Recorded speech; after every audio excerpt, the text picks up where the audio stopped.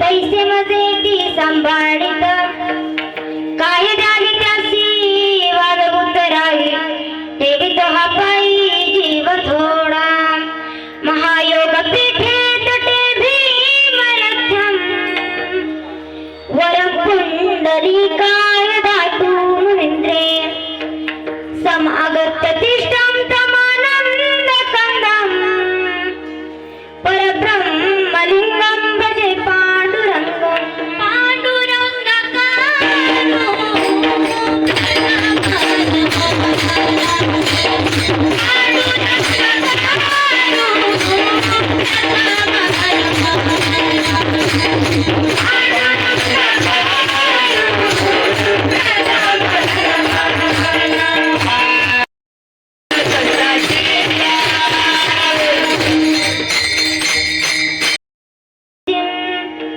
द्वन्द्वातीतं गगनसदृशं तत्त्वमच्छादिलक्षणम् एकं नित्यविमलमचलं सर्वादिसाक्षिभूतं भावार्थितं त्रिगुणरहितं सद्गुरुतं नमामि।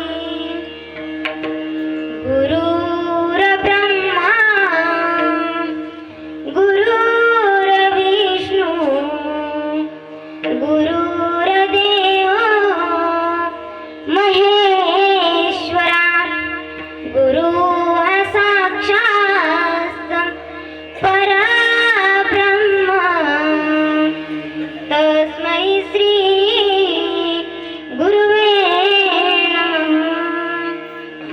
ज्ञानक्षं ज्ञानमूर्तिं च साक्षात् प्रेमस्वरूपिणीं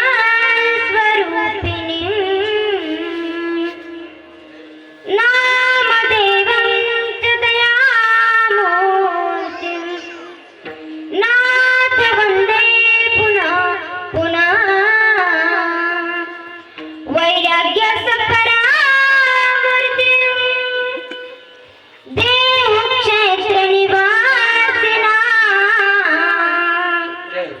तुकाराम महाराष्ट्र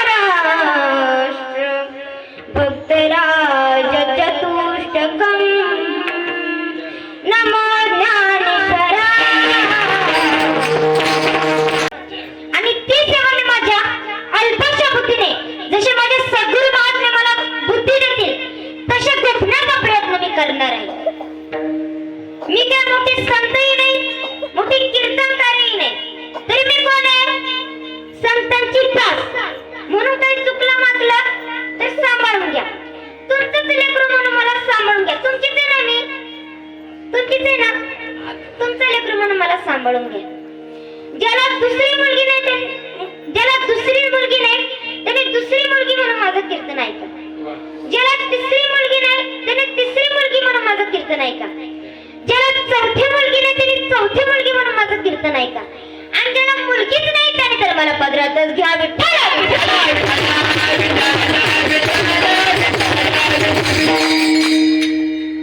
म्हणून काय चुकलं मागलं तर मला सांभाळून घ्या। आजच्या अभंगात माझे जगद्गुरु तुकोबारे काय म्हणतात? काय सांगू आता संतांचे उपकार, माझं निरंतर जागविती काही द्यावी त्यासी व्हावे उतराई ठेवी तो हा पायी जीव थोडा। संतांनी कसे तो तर कृपा म्हणते।